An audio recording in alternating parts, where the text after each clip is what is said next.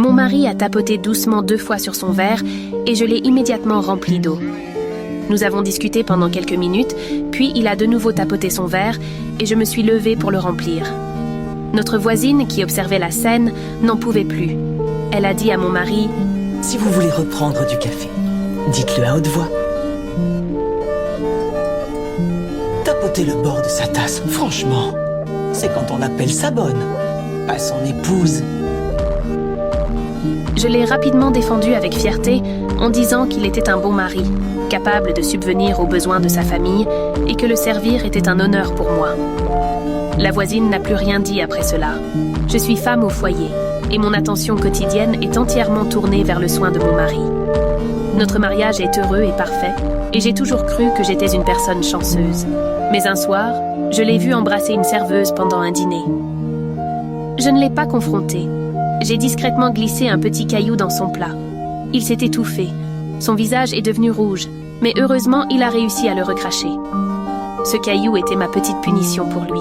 Le lendemain, j'ai trouvé le restaurant où travaillait la serveuse. Quand je l'ai vue, j'ai fondu en larmes. Elle avait l'air confuse, mais elle m'a rapidement réconfortée. Nous sommes devenus amis et, peu à peu, je suis devenue une cliente régulière du restaurant.